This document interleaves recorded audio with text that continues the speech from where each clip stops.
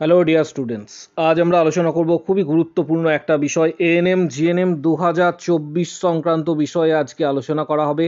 ভিডিওটা খুবই গুরুত্বপূর্ণ হতে চলেছে, তাই প্রত্যেকে শেষ পর্যন্ত দেখো। চ্যানেলটা সাবস্ক্রাইব করো, পাশে থাকা বেল আইকন প্রেস করবে এবং বন্ধুদের উদ্দেশ্যে ভিডিওটা প্রচুর শেয়ার করবে। আজকে গুরুত্বপূর্ণ কিছু তথ্য তোমাদের সাথে শেয়ার করা হবে। অলরেডি এক্সাম তোমাদের পিছিয়ে গিয়েছে, এর আগের ভিডিওতে আমি সেটা তোমাদের জানিয়েছিলাম। আগামী দিনে যে কটা দিন তোমরা সময় পাচ্ছ এখন থেকে প্রস্তুতি নাও। বিগত বছরের কিছু ডেটা তোমাদের সামনে তুলে ধরবো, যাতে তোমাদের এক্ষেত্রে প্রস্তুতি নিতে অনেকটা সুবিধা হয়।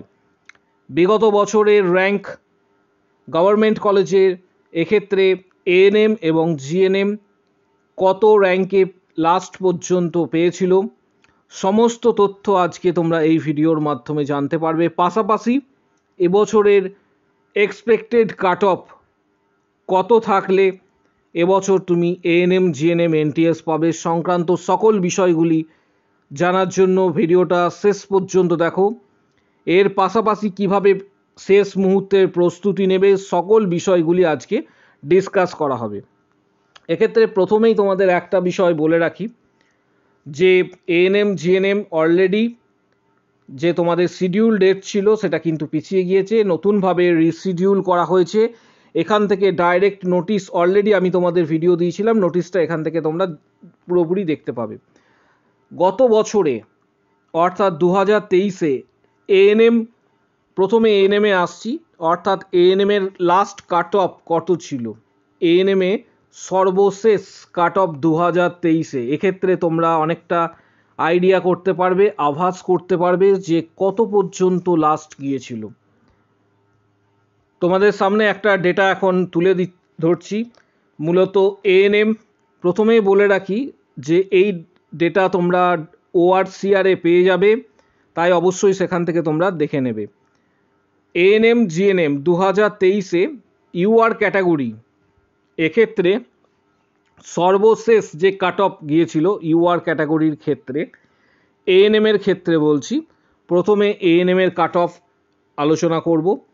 এএনএমে ইউআর ক্যাটাগরি এক্ষেত্রে দেখতে পাচ্ছ 1055 জিএমআরে কিন্তু লাস্ট গিয়েছিল এএনএমে। এসসি ক্যাটাগরির ক্ষেত্রে 2636 জিএমআর এক্ষেত্রে গত বছরে লাস্ট পর্যন্ত গিয়েছিল।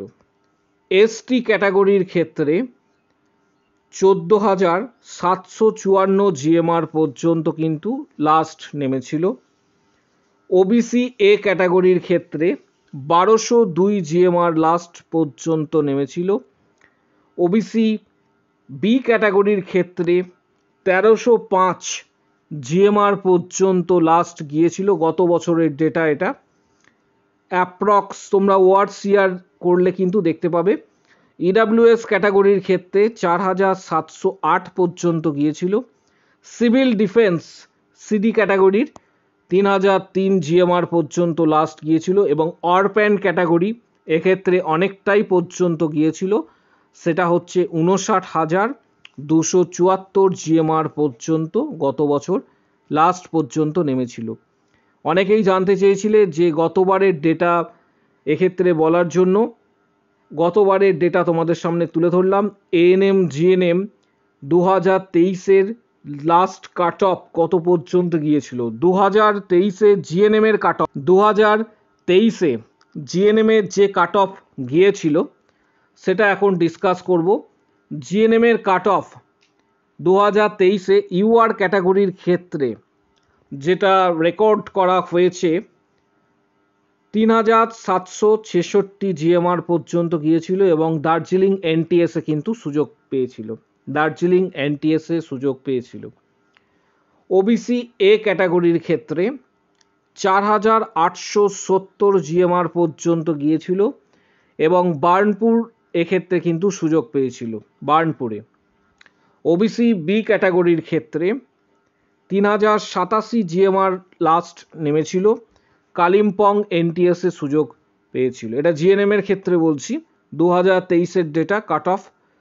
পাশাপাশি এসসি ক্যাটাগরির ক্ষেত্রে 6507 জিএমআর পর্যন্ত গিয়েছিল এবং বার্নপুরে সুযোগ পেয়েছিল।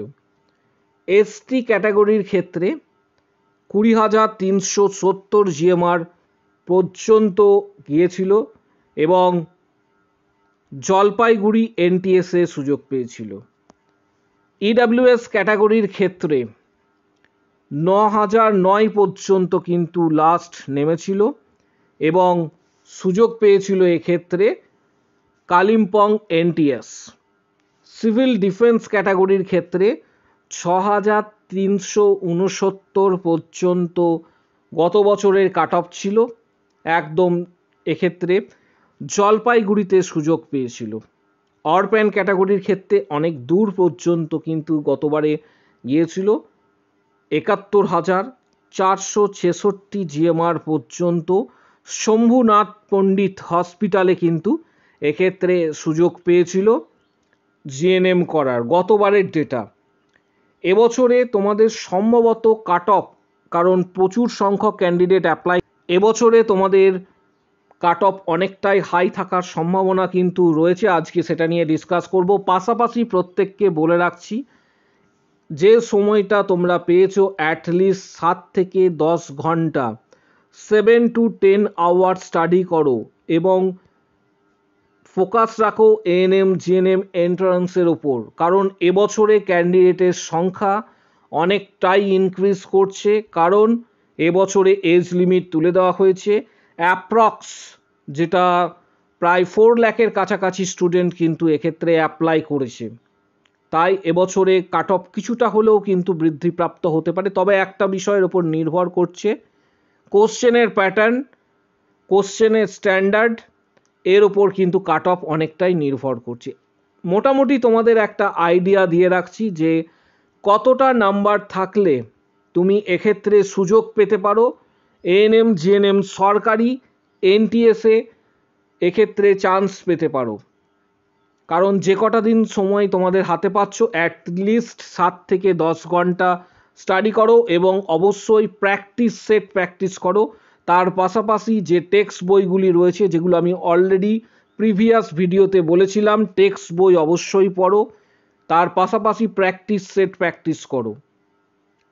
মূলত যে বিষয়টা তোমাদের সামনে তুলে ধরবো সেটা হচ্ছে, তোমরা এক্ষেত্রে লাইফ সায়েন্সে ফোকাস রাখবে। লাইফ সায়েন্সে 50 নাম্বার যেহেতু রয়েছে, এই 50 নাম্বারের মধ্যে অ্যাটলিস্ট তোমাকে এখানে 40 পেতে হবে লাইফ সায়েন্সে, এটা টার্গেট থাকবে। ফিজিক্যাল সায়েন্স যেটাতে খুবই গুরুত্বপূর্ণ, এটাতে তোমাদের এখানে 25 নাম্বার রয়েছে, এর মধ্যে থেকে তোমাকে টার্গেট রাখতে হবে 15 থেকে 18 নাম্বার ফিজিক্যাল সায়েন্সে। এর পাশাপাশি ইংলিশে তোমাদের অল টোটাল মার্কস 15 মার্কসের রয়েছে, তার মধ্যে থেকে তোমাকে টার্গেট রাখতে হবে 7 থেকে 9 নাম্বার। এইভাবে বাকি যে পোর্শনস রয়েছে, অর্থাৎ ইংলিশের পাশাপাশি ম্যাথামেটিক্স, অর্থাৎ ম্যাথামেটিক্সেও কিন্তু তোমাদের এক্ষেত্রে অল টোটাল, আমি সংক্ষেপে এম লিখলাম ম্যাথামেটিক্সে, এক্ষেত্রে 10 নাম্বার রয়েছে। 10-এর মধ্যে অনেকেই ম্যাথামেটিক্সে দুর্বল, তাদের জন্য বলবো অ্যাটলিস্ট 5 থেকে 6 নাম্বার এখানে টার্গেট রাখতে হবে। পাশাপাশি রয়েছে তোমাদের জিকে, জিকেতে কিন্তু অ্যাটলিস্ট প্রত্যেকেই জানো যে এখানে 10 নাম্বার রয়েছে জিকেতে, 10-এর মধ্যে 6 নাম্বার কিন্তু তোমাদের তুলে নিতে হবে। পাশাপাশি রয়েছে লজিক্যাল রিজনিং, অর্থাৎ এলআর লজিক্যাল রিজনিং বা জিআই যেটাই বলবে, সেখানে তোমাদের রয়েছে এক্ষেত্রে 5 নাম্বার। এই 5 নাম্বারের মধ্যে অ্যাটলিস্ট 2 থেকে 3 নাম্বার কিন্তু টার্গেট করতে হবে। অর্থাৎ একটা বিষয় তোমাদের বলে রাখলাম এবং গাইডলাইন যেটা তোমাদের দেবো আগামী দিনে, সেটা হচ্ছে টার্গেট রাখবে যারা ইউআর ক্যাটাগরি বা জেনারেল ক্যাটাগরি থেকে বিলং করছো, তাদের অ্যাটলিস্ট 70-75 মার্কস কিন্তু প্রয়োজন এক্ষেত্রে গভর্নমেন্ট এনটিএসের জন্য। ইউআর ক্যাটাগরির ক্ষেত্রে 70-75 মার্কস। ওবিসি এ ক্যাটাগরি থেকে যারা বিলং করছো তারা অবশ্যই কিন্তু চেষ্টা করবে এক্ষেত্রে 60-65 মধ্যে মার্কস রাখার কিন্তু চেষ্টা করবে। এক্ষেত্রে কিন্তু তাহলে অনেকটাই তোমাদের ইজি হবে, টার্গেট এইভাবেই রাখতে হবে। ওবিসি বি ক্যাটাগরি যারা রয়েছে, ওবিসি বি ক্যাটাগরির ক্ষেত্রে তোমাদের মোটামুটি ধরে রাখো 64 থেকে 67-র মধ্যে কিন্তু মার্কস ক্যারি করতে হবে যদি ভালো এক্ষেত্রে ফার্স্ট কাউন্সেলিং বা সেকেন্ড কাউন্সেলিংয়ে তোমরা সুযোগ পেতে চাও। যারা এসসি ক্যাটাগরি থেকে বিলং করছো তাদের মোটামুটি ধরে রাখতে পারো যে 50 to 53 বা 55-এর মধ্যে মার্কস থাকলে কিন্তু অনেকটাই সুযোগ থাকছে। এসটি ক্যাটাগরির ক্ষেত্রে যারা রয়েছে তাদের বলে রাখি এখানে 30+ স্কোর তোমাদের কিন্তু করতে হবে। 30+ স্কোর থেকে মোটামুটি 35-এর মধ্যে স্কোর রাখতে হবে, এটা এসটি ক্যাটাগরি। আর যারা ইডাব্লিউএস ক্যান্ডিডেট রয়েছে, আমি এটা সাইডে লিখে রাখছি, ইডাব্লিউএস ক্যান্ডিডেটদের জন্য অ্যাটলিস্ট 60 থেকে 65 মার্কস কিন্তু তুলতে হবে এবং চেষ্টা করবে পরীক্ষাতে কোনো রকম নেগেটিভ মার্কিং না করা। যে কটা উত্তর তুমি জানো সঠিকভাবে সে কটাই উত্তর দিয়ে আসবে, নেগেটিভ মার্কিং করার চেষ্টা করবে না, কারণ সঠিক প্রশ্নের উত্তর থেকে কিন্তু নাম্বার কাটা হবে, বিষয়টা মাথায় রাখো। কারণ অনেকেই রয়েছে যে আমি বেশি কোশ্চেন অ্যাটেন্ড করব, বেশি নাম্বার পাবো, এই ধারণাটা ভুল। যে কটা তুমি জানো সে কটা কোশ্চেন অবশ্যই অ্যাটেন্ড করবে, নেগেটিভ মার্কিং থেকে বিরত থাকো। এবং তোমরা কোন ডিস্ট্রিক্ট থেকে বিলং করছো অবশ্যই কমেন্ট বক্স সেকশনে জানাও। ভিডিওটা প্রত্যেকের উদ্দেশ্যে, চ্যানেলটা এক্ষুনি সাবস্ক্রাইব করো, পাশে থাকা বেল আইকন প্রেস করো এবং ভিডিওটাতে অবশ্যই একটা লাইক দেবে আগামী দিনে আরও ডিটেলস তথ্য তোমাদের সঙ্গে তুলে ধরার জন্য এবং এএনএম জিএনএম 2024 সংক্রান্ত আপডেটের জন্য অবশ্যই চ্যানেলটা সাবস্ক্রাইব করো। আজকের ভিডিও এই